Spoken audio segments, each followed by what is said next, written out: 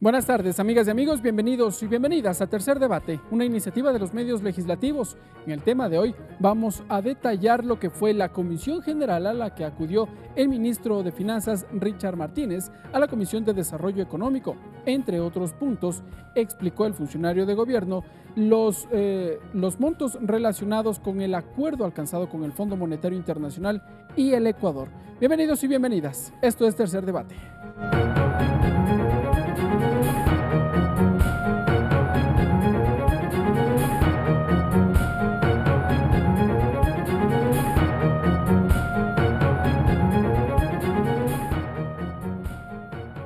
Para conocer detalles, vamos a revisar el perfil del asambleísta Fernando Burbano.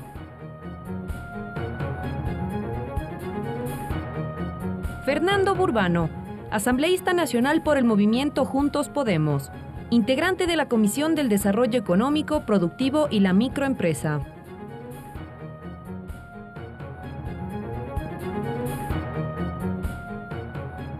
Para tener también nuevos elementos de discusión, vamos a saludar ahora con el legislador Patricio Donoso. Patricio Donoso, asambleísta nacional por el movimiento Creo, cuarto vocal del Consejo de Administración Legislativa CAL, integrante de la Comisión del Desarrollo Económico, Productivo y la Microempresa.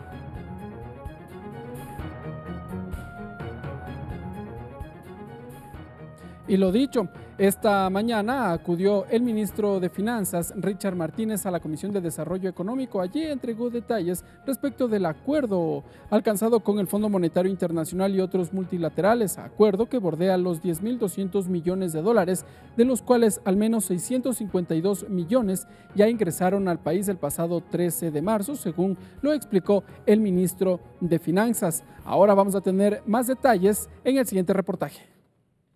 Alrededor de 5 proyectos serán parte de la inversión que destinará el Gobierno Nacional, producto del primer desembolso del crédito que aprobó el Fondo Monetario Internacional. Esta explicación la realizó Richard Martínez, ministro de Finanzas, ante la Comisión de Desarrollo Económico. De los 562 millones, 230 irán al Plan Anual de Inversiones, 164 millones al sector salud, 38 millones al Plan Todos ABC de alfabetización, 8 millones a educación superior y 19 millones para primer empleo y empleo joven. Esto es lo importante de lograr tener un financiamiento que acompañe a priorizar el gasto social, que acompañe a continuar con la inversión en infraestructura y que nos permita también tener un menor esfuerzo financiero a mediano y a largo plazo. Además, como parte de las medidas macroeconómicas adoptadas por el gobierno, el ministro Martínez anunció el Plan de Acción para fortalecer la gestión financiera pública, que arrancará en el mes de abril. Además, el envío de un proyecto de reformas tributarias, al Código de Planificación y al Código Monetario. Planteó a la Asamblea Nacional mesas técnicas para su tratamiento. Pero hay varias exenciones que en nuestra opinión podrían no estar justificadas.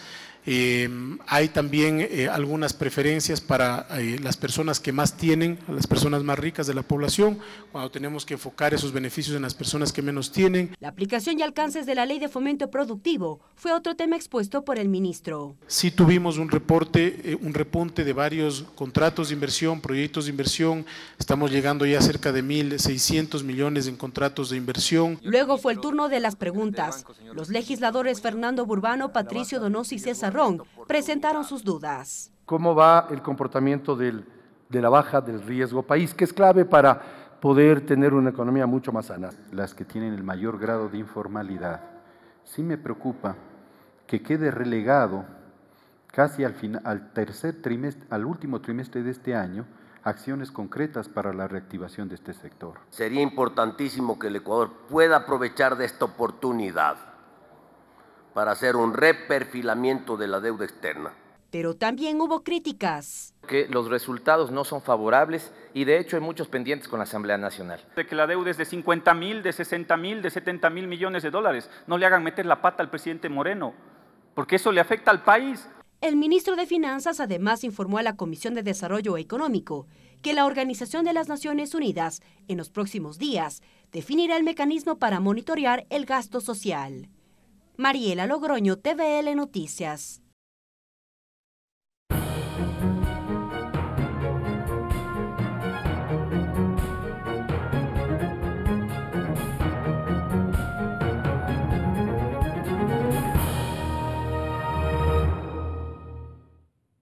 Bien, amigas y amigos, allí revisábamos algunos aspectos de lo que sucedió en la Comisión de Desarrollo Económico la mañana de este día miércoles. Vamos a saludar con nuestros invitados. Empiezo por el legislador Fernando Burbano. Gracias, asambleísta, por estar con nosotros en la televisión legislativa. Muchas gracias a ustedes, estoy a su disposición. Un saludo para todo el pueblo ecuatoriano. Muchas gracias. Legislador Patricio Donoso, bienvenido a los medios legislativos. Muchísimas gracias, Ricardo. Un gusto compartir esta mesa de trabajo con Fernando Burbano y, por supuesto, listos a conversar sobre un tema que es clave para la economía del Ecuador y, por supuesto, para el bienestar de todos, sobre todo aquellos que poco tienen. Correcto. Empecemos. Legislador Fernando Burbano, ¿cuál fue la sensación que usted le dejó esta comisión general que se abrió en la mañana de este día miércoles en la Comisión de Desarrollo Económico? El ministro Richard Martínez entregó detalles de lo que corresponde a este acuerdo ya suscrito con el Fondo Monetario Internacional y otros organismos multilaterales. Bueno, de primera mano me parece que era urgente esta comparecencia. Creo que es obligación de los funcionarios públicos comparecer ante la Asamblea para dar cuentas respecto de su gestión y más aún sobre un tema que, si bien es cierto, conocíamos ya en la aprobación de la proforma presupuestaria de este año que se iban a buscar fuentes de financiamiento, no estaba señalado en el presupuesto. Hoy que ya se conocen, se debía explicar cuáles son las condiciones y los términos de estas nuevas fuentes de financiamiento que van a venir al país. Yo diría que todavía hay que completar la información, ha sido un primer encuentro, estimo que el ministro vendrá nuevamente a la Asamblea. ¿Qué tipo de información requerimos los legisladores? Aproximadamente, según la información que tenemos, vamos a recibir 652 millones de dólares como un primer pago. Que ya se lo habrá efectuado desde el 13 de marzo. Que ya se ha efectuado, de los cuales hay destinado alrededor de 230 millones al plan anual de inversión y el restante para otros destinos de financiamiento.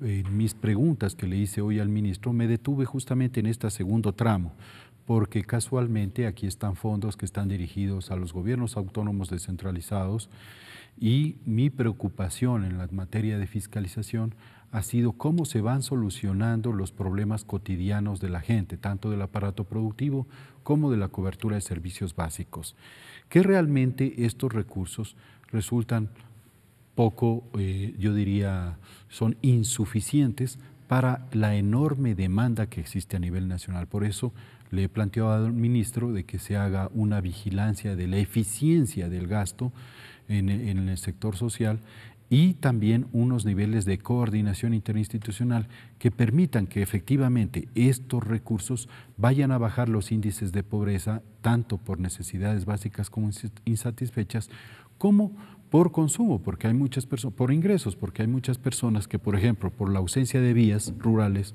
o por la ausencia de cobertura de agua potable y servicios, hay baja inversión, no hay industria, no hay desarrollo, pues no pueden acceder a mejorar sus ingresos. Muy bien, vamos ahora con su percepción, asambleísta Patricio Donoso. ¿Qué sensación le dejó esta Comisión General en la Comisión de Desarrollo Económico? Lo dije frente al ministro y hoy lo reitero aquí en la televisión legislativa. Es una buena idea y un buen resultado el saber que se volvió al Fondo Monetario Internacional, que se volvió a los multilaterales de crédito, al Banco Mundial, al BID, Banco Interamericano de Desarrollo, a la Corporación Andina de Fomento, porque no es secreto para nadie que los multilaterales otorgan créditos mucho más blandos, en mejores condiciones para el país. El ministro lo dijo, son créditos blandos. Y yo tengo experiencia sobre este tema y sé que los multilaterales dan créditos entre el 2 y el 3%, me parece que es 3.2%, a 10 años plazo, con 4 años de gracia, y no otros acreedores que nos contrataron, entre comillas, pretéritamente, a valores altísimos, entre el 11 y 12%. Por lo tanto, es una buena noticia haber regresado al Fondo Monetario Internacional. Y, por supuesto, es claro saber que hay que bajar el gran déficit que tenemos. Yo le hice una pregunta puntual al ministro relativo a 3 puntos, que son aquellos descensos que nos dijo el propio ministro del déficit fiscal, Ricardo. ¿Que bordea cuánto? Bordea a este momento, o estaba en la proforma anterior, en 8.000 millones de dólares, y el ministro dice que en los próximos 2 años y medio estará en 3.500 millones de dólares. Cosa igual con la deuda, que él afirma que para el año 2022 estará con este plan en aproximadamente 40% del PIB, sí, 40.000 millones. Y hay un tema, en mi opinión, mucho más importante. Con esta nueva deuda, los 10.200 millones de dólares, la deuda 4 años de gracia. Consolidada. Es que son 4 años de gracia, Sí. por lo tanto no se empieza a pagar sino de aquí a 4 años. Pero bordea el 40% del Producto Interno Bruto. Bordeará, dice el ministro, en el 2022 a 40.000 millones de dólares. Y luego habla del riesgo país. Ya somos testigos de cómo es verdad que ha bajado de 826 puntos a 585 puntos del riesgo país. El riesgo país es sumamente importante porque solo así se pueden lograr inversiones frescas, inversiones extranjeras en el Ecuador, generación del empleo productivo. Por tanto, el factor, el índice de medición riesgo país es clave. Por eso, de mi inquietud con el ministro, en el sentido de que los países circundantes al Ecuador, como Colombia y Perú, tienen valores de riesgo país aún menores. Tenemos que seguir bajando ese riesgo país.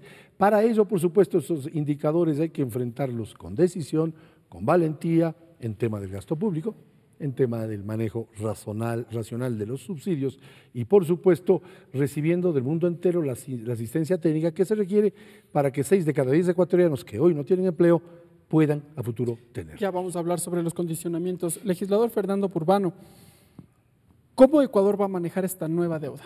¿Cuáles serán los usos que dará o que explicó el ministro durante los siguientes años?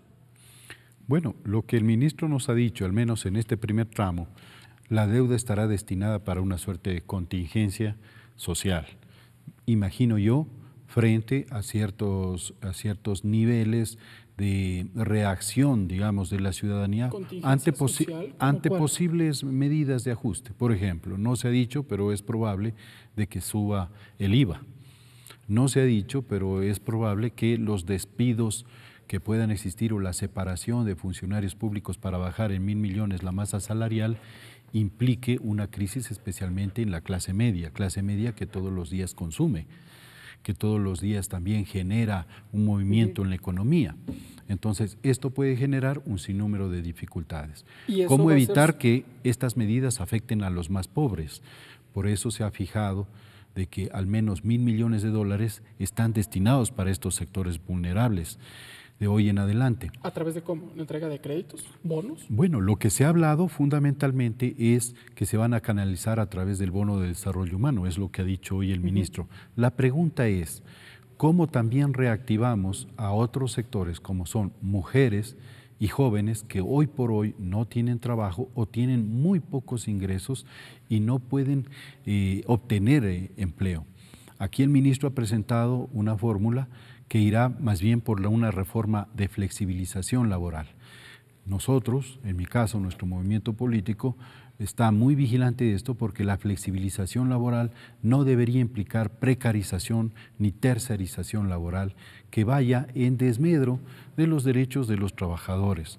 De hecho, que estamos muy abiertos y favorables para que la posibilidad de encontrar empleo de hombres, de jóvenes y mujeres sea mucho más amplia, pero tampoco en condiciones de precariedad.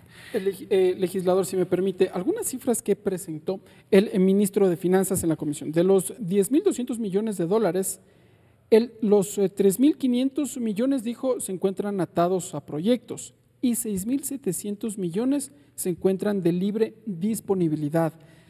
Legislador Donoso, cuando hablamos de libre disponibilidad, ¿nos ajustamos a todos estos elementos? Posible incremento del IVA, despido, reformas tributarias, flexibilización laboral. No, en mi opinión. Lo que el ministro nos dice es que hay proyectos atados a proyectos sociales, pero también hay otro tipo de proyectos, proyectos de orden de infraestructura, generación del empleo productivo. No se olvide usted ni la opinión pública que el mejor plan social es un buen programa económico. El mejor plan social que puede tener un país es un programa económico serio que genere credibilidad fuera de las fronteras patrias y dentro también, por supuesto, a fin de que venga la inversión, porque con esos créditos que usted menciona, 10.000 y pico de millones, 10.200 millones de dólares, el tema está ver si capitales frescos de inversión, de riesgo, vienen al Ecuador, porque ahí está la generación del empleo. No solamente en los créditos y en los programas sociales que usted hace acertada referencia, sino en activar proyectos con dinero privado, porque este es dinero público, en virtud de que son producto de un crédito, que sirven bien, 6.700 de libre disposición, 3.000 en proyectos sociales, pero aquí lo importante, y ese es el mensaje que en mi opinión hay que enviar como país, ya no solamente el Ejecutivo ni el Legislativo, sino todos, la prensa particularmente, es que los inversionistas le vean al Ecuador con una economía estable, que hará las reformas que ha menester y no aquellas que hacen daño. ¿Me explico? ¿Reformas tributarias? El Código de Comercio, voy a hacerle una analogía, el Código de Comercio data de 1906, hoy estamos aquí, en este plenario, debatiendo una reforma al Código de Comercio. Bueno, fue aprobado ya. Fue aprobado ya. Un nuevo código. Sí, pero todavía no está vigente. Claro. Puede haber un veto parcial, y sé que va a venir un veto parcial. El Código de Trabajo, y a eso iba a su pregunta, el Código del Trabajo data de 1935. Por tanto, sí es importante, y Fernando hizo alguna referencia al tema, actualizarlo, porque hay que entender que toda flexibilización lo que debe intentar es que se contrate más gente. Porque el principal problema del país, y yo soy necio en esto, el principal problema que tiene el Ecuador es que 6 de cada 10 ecuatorianos está en el desempleo, en el subempleo o viven en la informalidad. Por eso es que hay que traer inversión para generar mayor actividad productiva y, por supuesto, pagar más impuestos vía generación de más actividades productivas y sin duda alguna, generación del empleo. Una repregunta.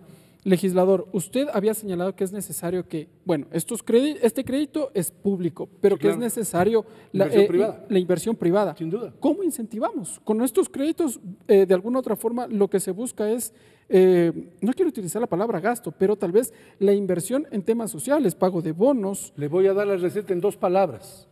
Seguridad jurídica. ¿Cómo se consigue aquello? El momento, no haciendo cambios cada 15 minutos de las reglas del juego, de temas tributarios, no como el gobierno anterior que hacía más o menos 2 reformas tributarias por año. Tenemos más de 20 reformas. Pero se viene una reforma tributaria, lo dijo para el último trimestre de este año. Yo sé, pero sería la segunda, pues Ricardo, hay que ser justos en esto. Estoy hablando de que en el gobierno anterior se hicieron creo que 20 reformas tributarias. En otras palabras, le cambiaban las reglas del juego cada 15 minutos. Juegue usted un partido de fútbol y que a los 10 minutos el árbitro diga el saque lateral ya no se hace de aquí sino de acá, o el tiro penal ya no se cobra acá sino allá, ya no son 11 jugadores en un equipo sino 15.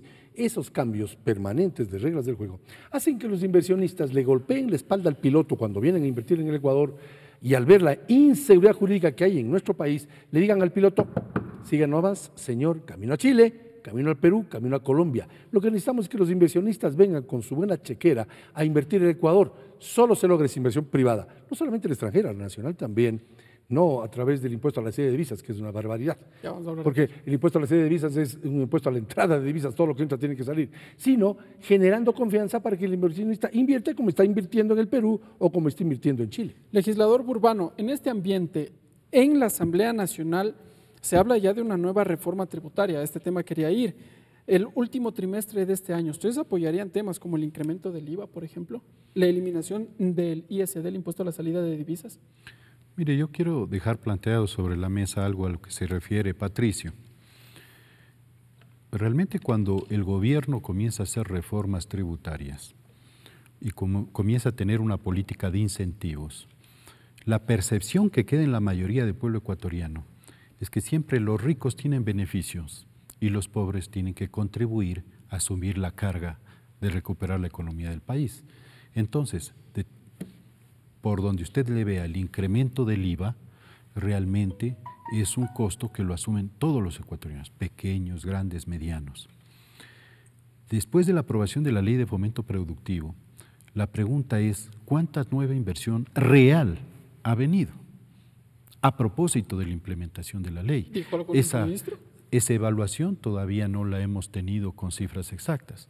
Cuando usted ve cuáles son los sectores deprimidos en la economía ecuatoriana, territorialmente hablando, usted se encuentra que son las zonas fronterizas, las zonas afectadas por el terremoto, es decir, las periferias.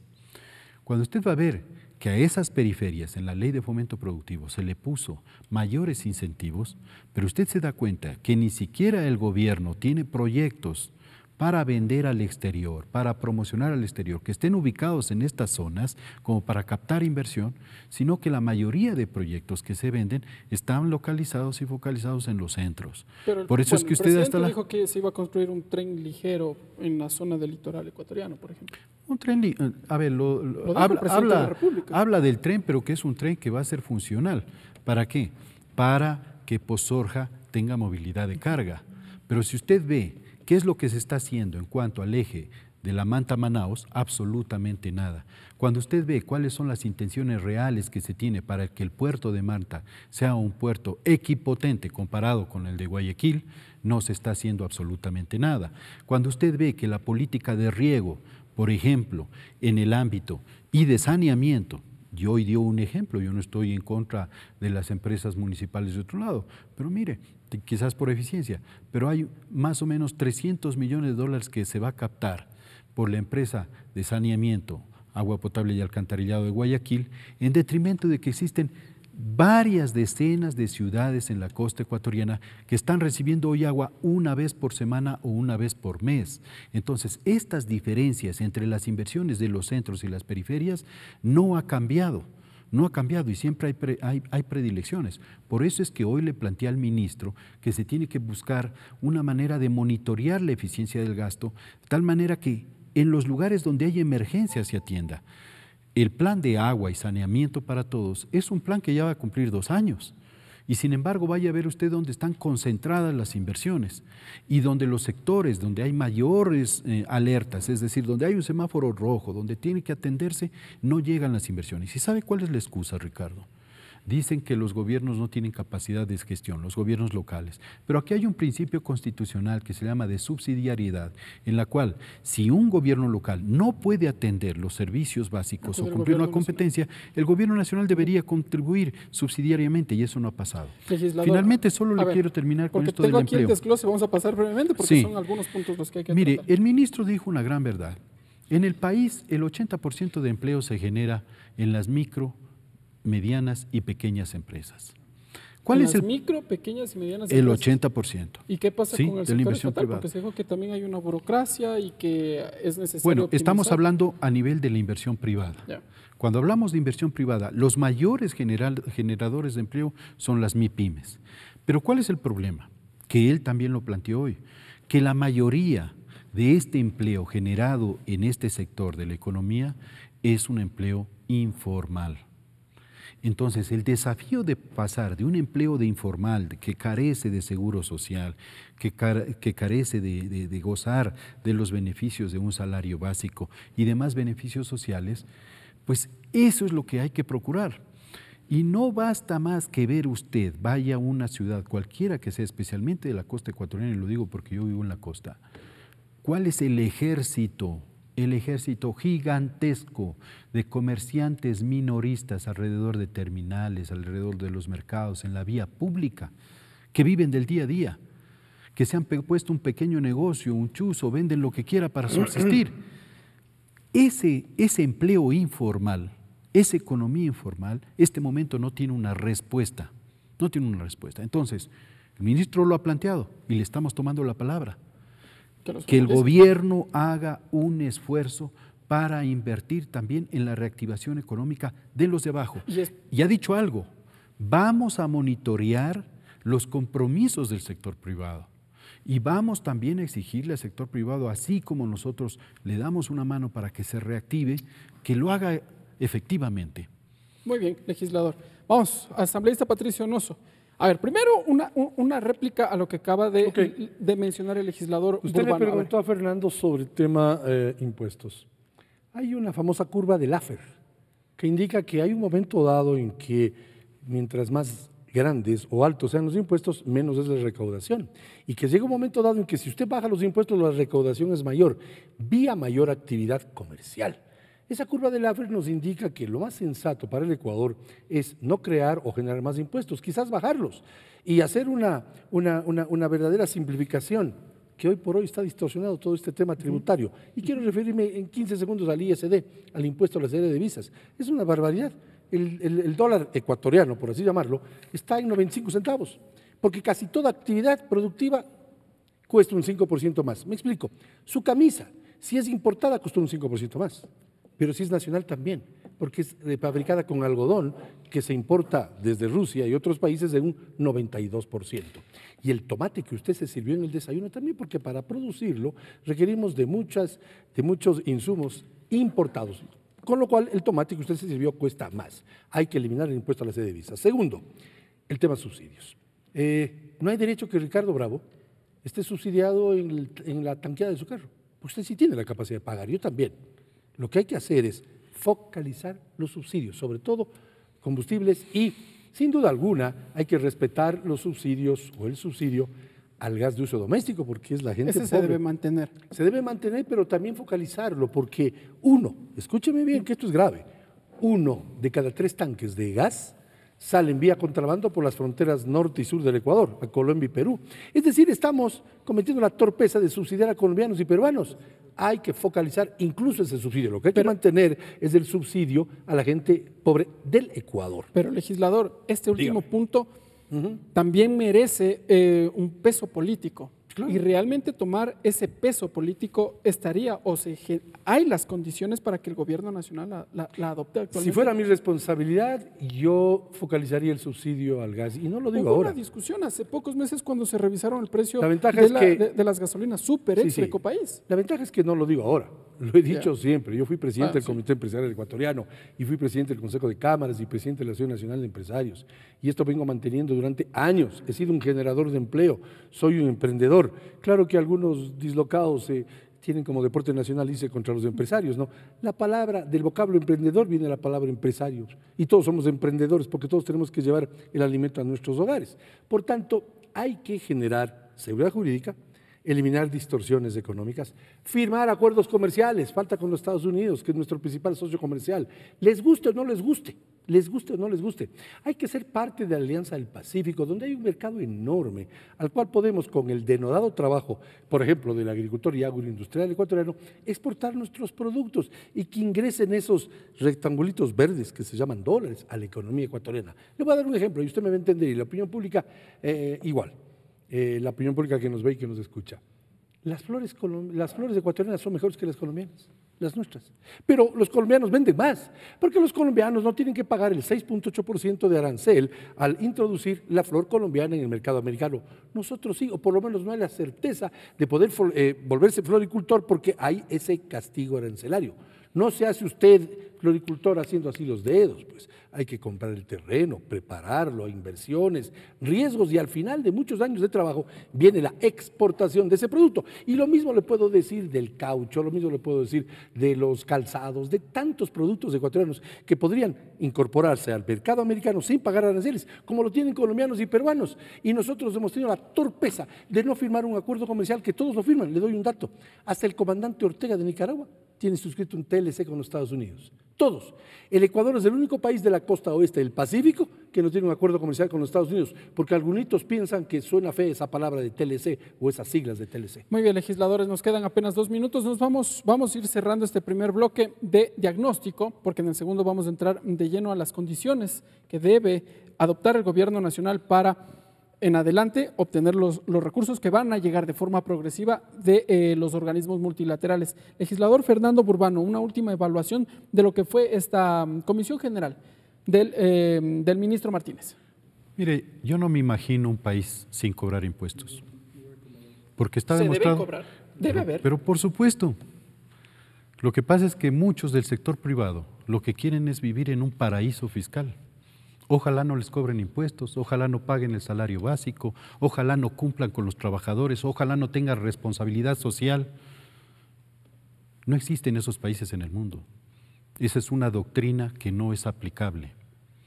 Los estados, si quieren tener protección social, si se quiere tener carreteras, si se quiere tener educación, si se quiere tener salud, necesitan impuestos. Pero lo más importante, si una nación quiere gobernabilidad, necesita tener un pueblo, una ciudadanía con menor brecha entre ricos y pobres. Las sociedades del primer mundo, donde hay menor cantidad de esa brecha, donde hay mayor clase media, es donde más impuestos se paga. Pero entonces, con el establecimiento de los impuestos, tomando las palabras del legislador Patricio Donoso, ¿no se ahuyenta la inversión privada? Mire, lo que sucede es de que nosotros estamos desesperados por el tema de la inversión privada para favorecer. No hemos hecho un costo-beneficio. ¿Cuántas plazas de trabajo va a traer una nueva inversión privada real? Entonces, la preocupación que tenemos, y voy a hablar nuevamente de los pequeños, porque claro, o sea, Patricio defiende su sector, que es el sector industrial y el sector de los grandes. A mí me toca el de los chicos. Un agricultor, un maicero pequeño, ¿Cómo puede salir si no tiene acceso al crédito? No puede competir. Si el mismo gobierno lo que hace es autorizar una importación de maíz, hoy cuando el invierno está acompañando a los maiceros y cuando en los 2 próximos meses va a empezar la cosecha, ya no habrá quien le compre maíz porque ya hay una importación de maíz. Entonces los precios, hoy que los agricultores pequeños estaban fregando las manos diciendo hoy nos vamos a reactivar, sencillamente no habrá quien lo compre. Entonces, al no existir una planificación, que no solo piensen los de arriba, también hay que pensar en los de abajo. También hay que pensar en que hay un ejército de emprendedores pequeños, medianos, de jóvenes y de mujeres que quieren iniciar alguna actividad. Correcto. Y ahí necesitan el apoyo estatal. Y solo recordarle que el Estado es necesario.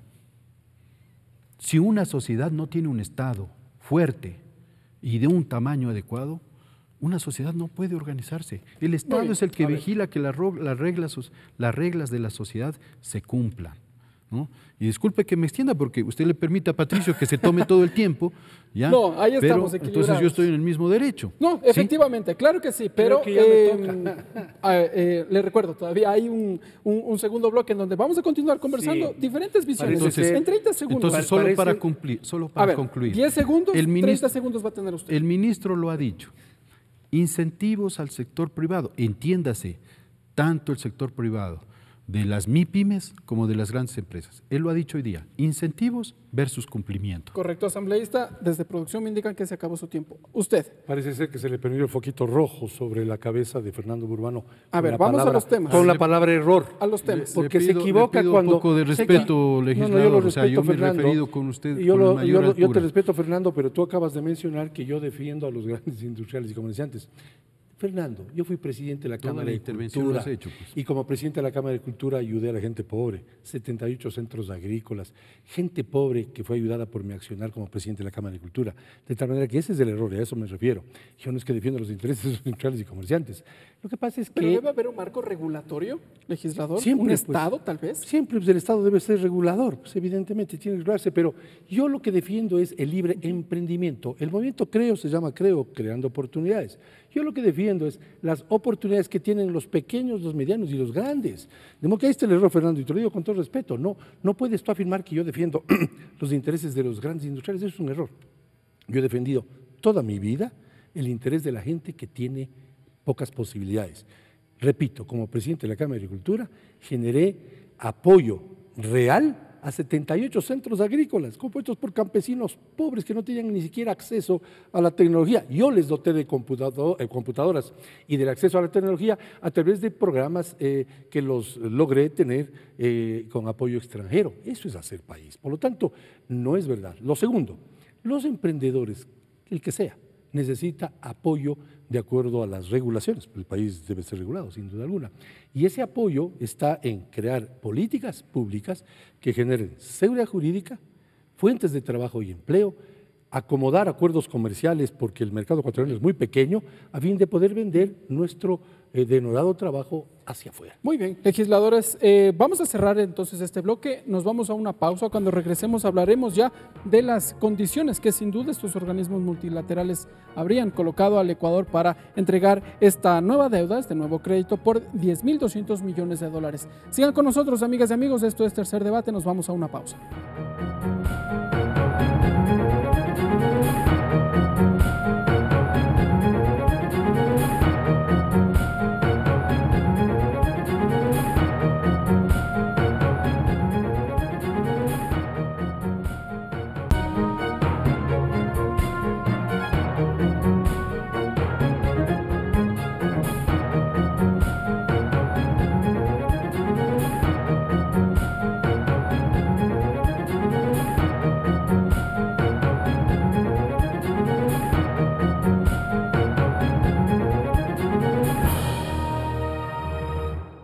Bien, amigas y amigos, continuamos conversando con los asambleístas Fernando Burbano y Patricio Donoso respecto de este acuerdo alcanzado por Ecuador con el Fondo Monetario Internacional, insistimos, con otros organismos multilaterales por 10.200 millones de dólares.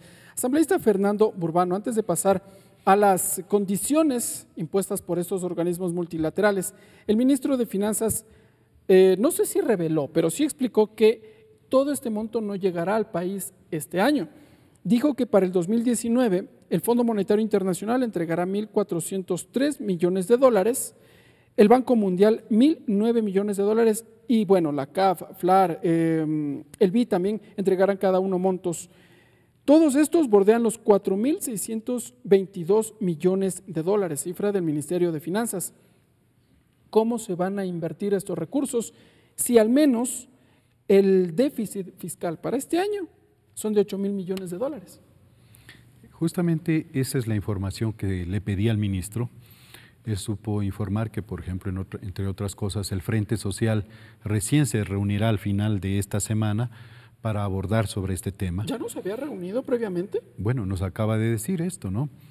Yo quisiera, sobre las condiciones, una observación que le hizo el Fondo Monetario al Ecuador, que me parece importante y que va a requerir quizás una reforma para garantizar que en el futuro exista lo que dice Patricio, una suerte de seguridad para la inversión. ¿Y cuál es esta? El Frente Monetario ha manifestado su preocupación por el manejo discrecional que existe del 15% del presupuesto general del Estado. ¿En qué sentido? Esto porque aprobado el presupuesto general del Estado, sin necesidad de aprobación de la Asamblea Nacional, es decir, sin el control de los ciudadanos, porque eso representamos, pudiera modificarse o disponerse de esos recursos o transferirse de una partida a otra. Entonces, si el fondo observa esta disposición que nosotros tenemos en nuestra normativa, pues me parece muy positivo, porque el fondo lo que está diciendo es necesario que la administración de los recursos del Estado sean vigilados y controlados de manera más eficiente, en este caso por la Asamblea Nacional. ¿Por qué traigo a colación esto, Ricardo? Porque concomitantemente con esto, vaya a ser el destino que tenga los recursos, lo importante es cuál va a ser nuestro rol como controladores y fiscalizadores.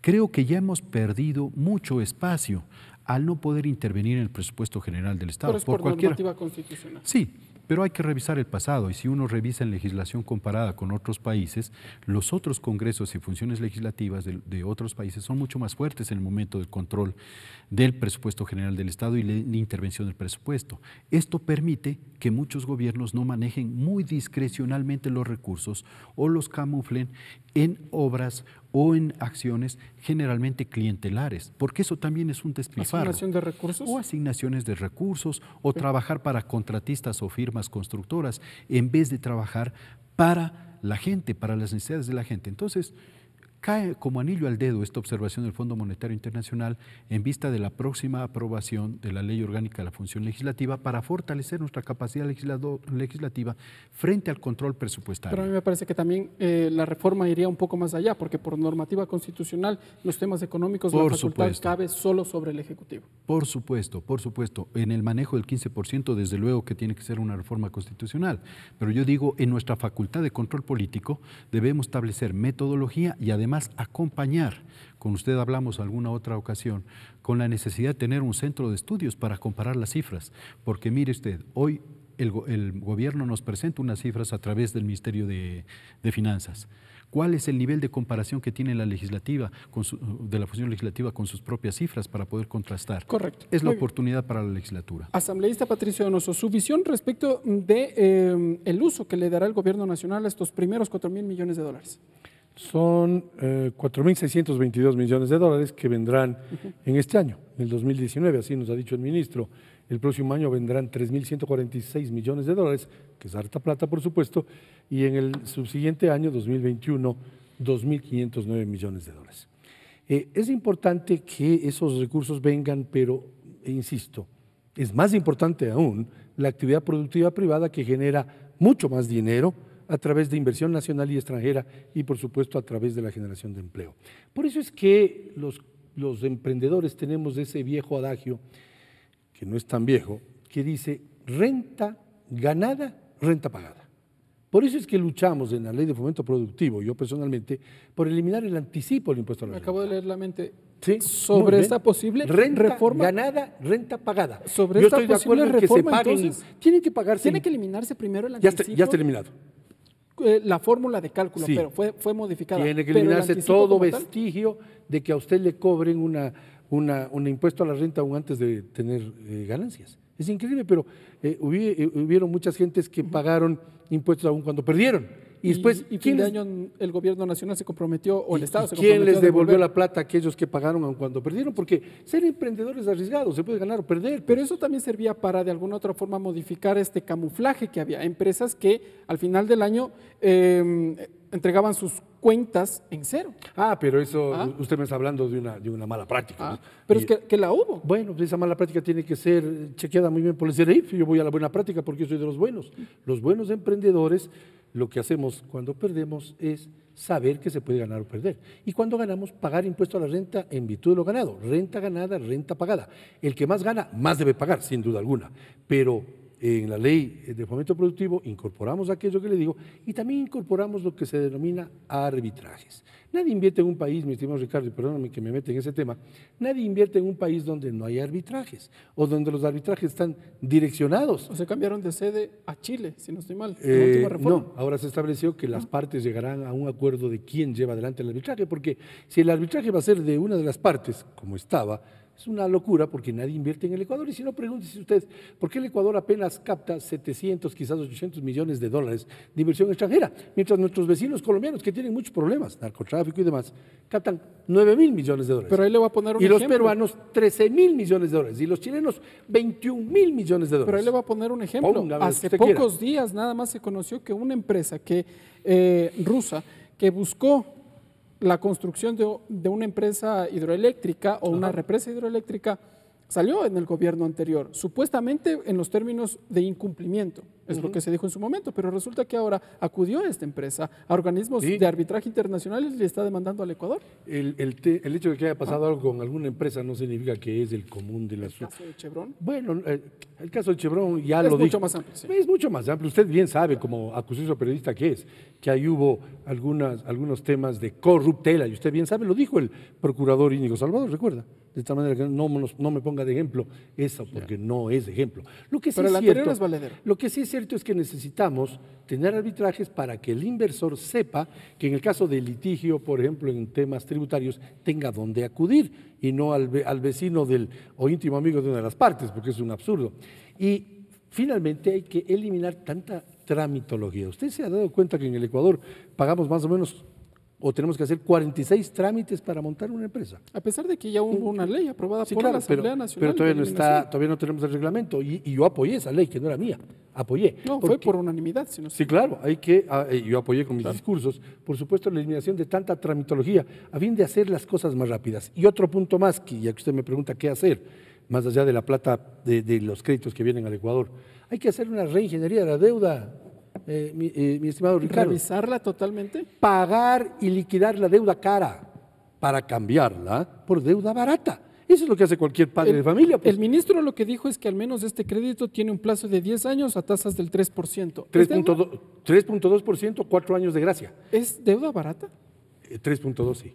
Sí es, porque estaba el Ecuador acostumbrado con los chinos y con otras. Yo todavía recuerdo aquel día en que el Ecuador, el mismo día en que se endeudaba el Ecuador al 11.5%, me acuerdo que los peruanos y paraguayos se endeudaban al 3%. Increíble, pero cierto que mal negociado. Es una deuda barata, por lo menos mucho más barata de aquella que tiene 2 dígitos. Entonces, si hacemos una reingeniería de la deuda para cambiar deuda cara por deuda barata, estamos cumpliendo aquello que el ministro nos dijo, que por ahora hemos estado gastando más en servicio de la deuda que en salud y educación. Legislador Fernando Burbano, su réplica a lo que acaba de mencionar el legislador Patricio Donoso. Mire, me parece que lo importante que debería presentarnos el ministro ya en la próxima comparecencia es la continuidad de los destinos de financiamiento que se han establecido para diferentes sectores. Por ejemplo, cuando hablamos de infraestructura, ¿a qué tipo de infraestructura se refiere? Ahí están 129 millones. Estamos hablando prácticamente del 20% de los 651 millones que van a venir en este primer tramo. Es decir, hay un programa en materia de infraestructura que va a estar financiado por todos estos créditos y estos dineros frescos que vienen. Cuando hablamos de infraestructura, construcción de hospitales, escuelas tal vez, unidocentes, porque bueno, ya las del Milenio dijeron que ya no sirven. Inicialmente nos han hablado de esto, pero ¿cuál es esa línea de continuidad respecto a esto? Para garantizar que lo que vamos haciendo luego tenga profesionales que cubran las plazas de trabajo, para garantizar que esa prestación de servicios van a tener medicinas, o en el caso de educación van a tener pupitres, equipamientos, en fin. O sea, no se trata únicamente de hacer la obra.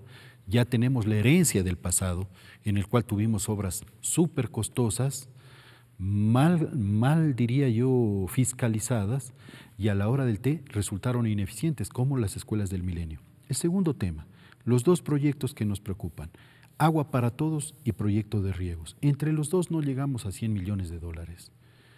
Realmente es un monto muy, pero muy pequeño. Parece ser que para una necesidad para una necesidad gigante. Entonces yo le hacía caer en cuenta al ministro que la demanda, el déficit para agua potable son de 2.000 millones de dólares. Y él dice que si eso es real, que es una información que dio el secretario nacional del agua, prácticamente va a ser imposible solucionar este problema. Entonces, desde esa premisa, resulta que hay que pensar entonces qué hay que hacer con el tema del agua, por una razón, porque en una ciudad donde no hay agua no hay inversión. ¿Y dónde no hay agua? En las ciudades pequeñas y medianas, en las periferias. Entonces, ¿qué industria se va a asentar? ¿Qué emprendimiento va a afincarse en una ciudad donde no hay servicios básicos? Y finalmente, cuando habla también, por ejemplo, en proyectos de inversión para riego para prefecturas, el déficit de agua está focalizado en ciertas provincias, por decirle. No son en las 24 provincias. No en las 24. Entonces, hay provincias como la de Manabí, que estando al lado de la fuente, el sur de Manabí, se muere de sed. La gente espera la lluvia cada vez al año para tener una siembra de ciclo corto. Entonces, este programa de riego debería acompañarse con la política pública que beneficie a los agricultores. Lo que también Patricio ya lo ha dicho anteriormente, esto hay que preocuparse no solo de la siembra, sino del mercado, sino de la comercialización, de la tecnología. Entonces, estas cosas también tenemos que conocerlas, creo yo. Y luego lo que yo digo es, crecimiento económico no va acompañado siempre con justicia social. Usted ve que en Chile, por ejemplo, el crecimiento económico lo que tuvo es millones de jóvenes reclamando acceso a la educación. En Colombia, hasta recién, se paralizó Rumichaca por la misma situación. Y en Perú está demostrado que el crecimiento económico lo que ha incrementado es la brecha entre ricos y pobres. Y este último tema me da pie para consultarle a usted, asambleísta Patricio Donoso. El gobierno nacional, o el ministro más bien, anunció que se va a optimizar la burocracia y que se pretende disminuir el Producto Interno Bruto en al menos 1 punto para el próximo año. ¿Esto se traduce en nuevos despidos? Lo que sé es que aquellos contratos que no eran sino ocasionales están siendo eliminados de acuerdo a cómo van venciendo los contratos ocasionales. Ocasional, mi estimado Ricardo, significa que es por una ocasión, pues, de tal fecha a tal otra fecha. Por lo tanto, el no continuar cuando aquellos ocasionales terminan me suena lógico cuando lo que intentamos es ahorrar en un país que tiene problemas. Cosa igual debería hacerse con lo que se denomina compras públicas, porque en compras públicas del gobierno anterior compró el oro y el moro, hasta compró una sede de UNASUR que no sirve de nada, donde trabajaban 8 personas y que ahora estamos tratando de recuperar. En compras públicas se compraron grilletes, recordará usted, por multimillonarios contratos y a la final los grilletes no sirvieron de nada. Los grilleteados se sacaban los grilletes y se largaron del país. Eso es compras públicas, que hay que tener mucho cuidado. En el tema de despidos, asambleísta, sí. El gobierno nacional, según cifras entregadas por el ministro de Trabajo, la semana anterior son cerca de 11,000 personas las que habrían salido. No tengo los datos. Lo dijo el ministro. Sí, pero no tengo los datos. Yo estaba muy atento a lo que dijo hoy el ministro Martínez. En el otro campo que usted me aborda no tengo los datos como para poder emitir un juicio de valor. Lo que sí digo es que los ocasionales ya terminaron la ocasión de serlo. Sí, pero siempre la crítica ha sido de que, bueno, si vamos a optimizar el Estado ecuatoriano, ¿por qué no empezar por el nivel de asesores, por el número de asesores? Es posible. Sino que en los últimos días, y por eso le citaba la cifra, 11,000 personas han salido, pero con nivel jerárquico inferior. Servidor público 1, es posible 2. que usted tenga razón. Yo no he estudiado ese tema puntualmente. Yo tengo la virtud de que cuando algo no sé, digo, no sé, tengo que analizar y estudiar para emitir un juicio de valor. Ese tema no lo he estudiado como para decirle sí, es así. Lo otro sí, pues de lo otro sí conozco. Yo tengo un norteamericano que viene mucho al Ecuador a invertir, que un día me dijo, el Ecuador es un país rico. Y ante mi asombro me dijo, sí, pero lleno de pobres. Es que ese es el problema. El Ecuador es un país rico, rico en recursos naturales, rico en su gente. ¿Está mal distribuida la riqueza tal vez? Por supuesto, pues, porque hay inequidades, porque ese lleno de pobres es porque hemos tenido la torpeza de no tener un programa económico, no me refiero a este gobierno, sino a todos, durante los últimos, desde que yo tengo memoria, que hemos tenido el típico prurito de tener programas económicos medios endebles para disque hacer labor social. No, señor, ya basta de repartir pobreza. Lo que hay que hacer es generar riqueza para que sea repartida, y solo se genera riqueza con dos condiciones. Uno, seguridad jurídica y buen trato al capital. Y dos, por supuesto, justicia. Justicia para el emprendedor pequeño, mediano y grande, y por supuesto para el trabajador. Frente a ello, es evidente, y me voy a permitir con su venia, Ricardo, hacer una analogía. Nadie invierte en un país donde no haya seguridad jurídica. Nadie viaja como turista a un país donde lo pueden matar. Usted no va a viajar a un país donde están matando gente, porque usted cuida de su vida. Es igual el capital. El capital no va donde lo pueden extorsionar, donde lo pueden esquilmar, donde le pueden tratar mal, donde le cambian las reglas del juego y le duplican su impuesto. El capital, al igual que el turista, va donde lo tratan bien. Seamos un país serio, generemos seguridad jurídica, tratémosle bien al turista, en este caso al capital, para que se quede en el Ecuador como se quede en otros países. Por eso le hacía la analogía del tipo que en el avión le golpeaba la espalda del piloto y le pidió que vaya a Colombia, porque ahí le tratan bien, pues en Chile le tratan bien, en Perú le tratan bien al inversionista. Aquí le ponemos malas caras al inversionista porque tiene chequera grande. No es así, basta de repartir pobreza. Correcto. Legislador Fernando Burbano, uno de los temas que yo consultaba es acerca de la optimización del Estado y traducido en los despidos. ¿Puede continuar aquello? El ministro señaló que para el 2020 al menos 1% del Producto Interno Bruto sería optimizado, llama él, la reducción de la masa salarial. Entiendo que ese es uno de los compromisos que adoptó el gobierno nacional. Sí, definitivamente. Ahí hay un ahorro que se quiere hacer de $1.000 millones, que es lo que ha planteado. ¿Podemos llamar ahorro? Bueno, eso no es un ahorro, sino que, digamos, son ingresos, que son egresos que van a dejar de hacerlo el Estado por separaciones, culminación de contratos y demás, como lo indica Patricio. ¿Cuál es la preocupación ahí que siempre queda y sobre su aseveración de que pronto hay que mejor eliminar asesores o bajar el número de asesores? Hay que ver el costo-beneficio. El nivel de asesores puede ser muy importante en ciertos ítems para tomar mejor tipo de decisiones. Pero asimismo, en el otro lado de la moneda, hay que ver que muchos maestros, muchos policías, mucho personal de la salud está quizás en este gran grueso de funcionarios que pueden ser separados de las instituciones públicas. Creo yo que esta suerte de bajar la masa salarial tiene que implicar también una revisión de cómo está toda la estructura administrativa del Estado.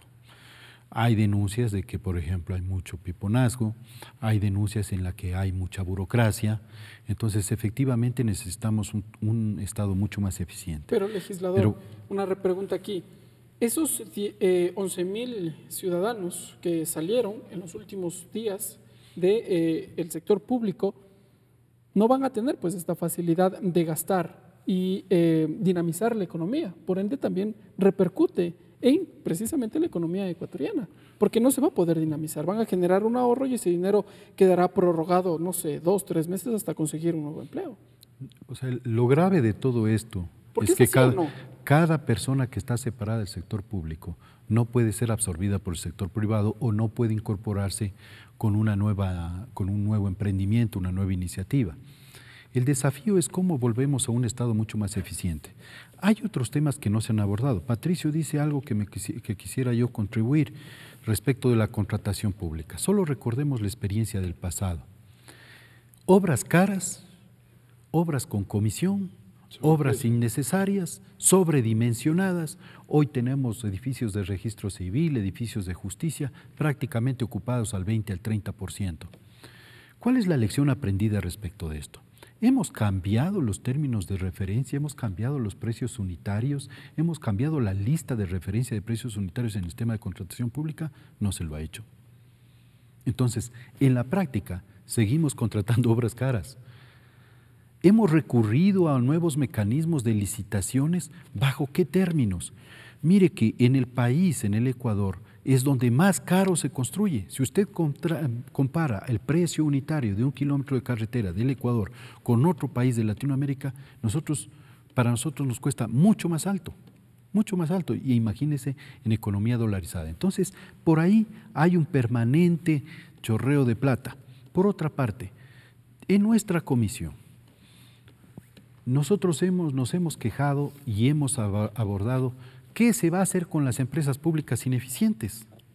Mire, aquí hay un famoso servicio de contratación de obras. No sé cuántos empleados habrá, no sé cuánta institucionalidad habrá. Inmobiliar. O sea, hay un sinnúmero de empresas que lo que sirven es para centralizar la gestión, pudiendo tomar medidas que permitan desconcentrar la gestión del Estado. Pero solo de CNT. ¿Sí? De concesionar CNT.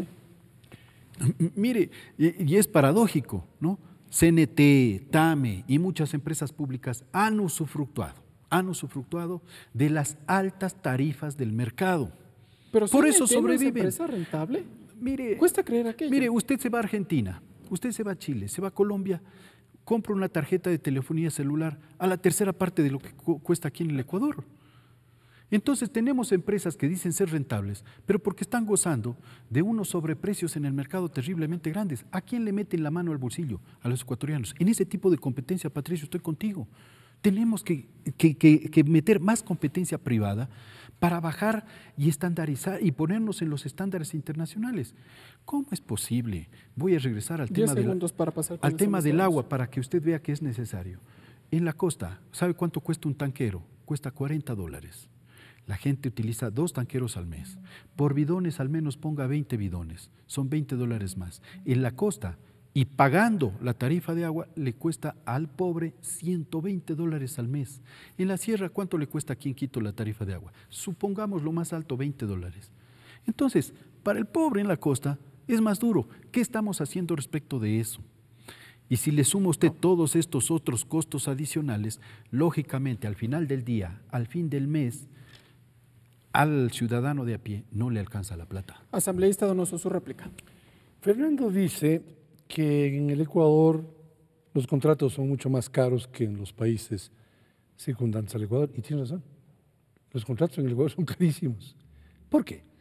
Entre otras cosas porque se eliminó, por ejemplo, el requerimiento del informe previo de Contraloría para contratar. Eliminado el requerimiento de informe previo, se contrataba una obra en 20 millones y luego se hacían tantos y cuantos alcances o adendums y la obra terminaba costando 3 veces más. Los contratos complementarios. Exacto, coja usted. Y el giro específico del negocio, o sea, eran esos 3 elementos que permitían encarecer las obras. Coja usted cualquier noticiero cuando se habla de temas de corrupción. En todo, repotenciación de la refinería, el aromo. Yo estaba sentado ahí cuando el señor Glass nos dijo que veía en Lontananza el 24 de mayo del año 2017 una hermosa refinería, como decimos los quiteños, ¿dónde está la refinería? No, señor, no está, es un terreno aplanado, punto.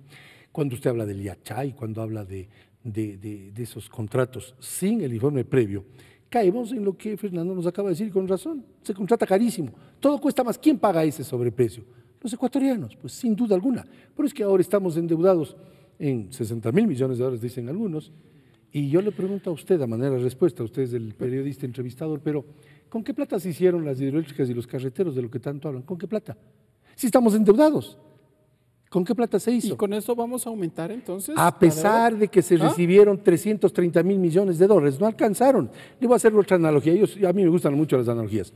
El ciudadano que llega a su casa el viernes de la noche, Ricardo, y le dice a su familia, me han triplicado el salario, fiesta en la casa, el sábado compran una bicicleta y un coche nuevo para el niño o un triciclo para el chiquito. Y el lunes ese ciudadano va al banco y la mujer le dice, ¿a qué vas al banco? Supongo que vas a depositar el triplicado salario. Le dice, no, voy a endeudarme. Y acá al banco al más caro, a la China. Eso hicimos. Recibió un triplicado salario del Ecuador, 330.000 millones de dólares. Y a pesar de eso nos endeudaron hasta las orejas, como decimos los quiteños. Pero si es así, ¿por qué nos seguimos endeudando con el Fondo Monetario Internacional? Porque se gastaron todo, pues. este gobierno está sufriendo el tema del endeudamiento agresivo del anterior gobierno, porque se gastaron todo lo endeudado, pues ya esa plata ya no hay. Primera cosa. Y segunda, los carreteros, las hidroeléctricas, más allá de sobreprecios, ¿por qué? ¿Con qué plata se construyeron si los endeudamos? No se hizo con los 330.000 millones de dólares que recibimos de tener el petróleo más alto en la historia del país. ¿Pero qué va a pasar, legislador, cuando nos mantenemos sobreendeudados y empecemos a cancelar este crédito después de 4 años? Cuando este gobierno ya se haya culminado, o al menos en el 2021. Hay que pelear para tratar de bajar el déficit fiscal, hay que eliminar el gasto superfluo, no hay que volver a hacer edificios de UNASUR, pues. No hay que volver a mandar un cohete al espacio que costó un platal, no hay que volver a tener la Senaín que costó también otro platal, hay que ser cautos en el gasto y por supuesto, ahí viene lo que siempre yo repito, y usted ojalá no se me canse, inversión privada, porque con ello se generan mucho más empleos. Déjeme terminar esto. En 30 segundos porque vamos a las conclusiones. Supóngase, me va a permitir usted, Ricardo, hacer de ejemplo, supóngase que usted vive en la Magdalena. Si en la Magdalena… Soy de Quito. Muy bien. Si en vez de 2 farmacias en su barrio hay 4, se sube al doble, habrán más dependientes de la farmacia. Y si en vez de una vulcanizadora hay 3 vulcanizadoras, y si en vez de 2 panaderías hay 6 panaderías, tendrá mejor servicio, mejor calidad y más gente trabajando como dependientes de esos negocios. Lo que hay que hacer es multiplicar los negocios privados. Termino con esta frase. El Ecuador debe convertirse en un país de negocios, no de negociados, en un país de oportunidades, no de oportunistas. Muy bien, asambleísta Fernando Burbano, y esta vez voy a ser estricto con los dos, con los tiempos, 30 segundos en producción. Legislador Fernando Burbano, en 30 segundos sus conclusiones, entramos ya en la parte final del programa. Creo que es irremediable esta deuda y es irremediable que el Estado tenga que sobrellevar este enorme peso en los próximos años. Vamos a tener que tener austeridad y mucha creatividad para poder sobrellevar y para poderla en algún momento pagar. Yo diría que el camino que tiene que seguir el Estado ecuatoriano es ir hacia una transición para pasar de este estado deficitario, de pobreza, de cruel endeudamiento, a uno de prosperidad y de crecimiento económico, pero con justicia social. Muy bien, asambleísta Patricio Donoso, sus conclusiones. Copio la palabra que utilizó Fernando de austeridad. Hay que ser austeros cuando se está en problemas. Hasta la viejecita linda ecuatoriana, cuando por ahí le sobra un par de dólares, guarda pues, y pone en el velador izquierdo o derecho esos $2 por si acaso. Hay que aprender a ahorrar. El gobierno anterior eliminó el FAC, Fondo de Ahorro y Contingencia, y evitó tener esos fonditos, decía el expresidente, que son aquellos que le sacan a usted fondos del de apuro. Contingencia. Exacto, fondos de contingencia. Les recuerdo algo, el 27 de febrero del 2010 u 11, Chile tuvo un terrible terremoto.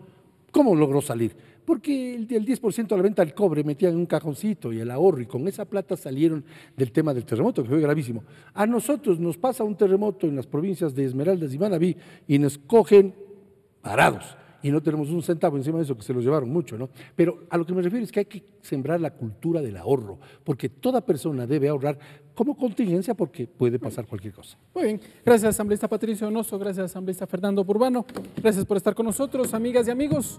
Hemos intentado llevar adelante los temas que se abordaron este último miércoles en la Comisión de Desarrollo Económico respecto de este acuerdo alcanzado por Ecuador con varios organismos multilaterales. Ustedes, desde donde nos miren, desde donde nos escuchen, tendrán sus propias conclusiones. Nos encontramos en una próxima edición. Que tengan una buena tarde.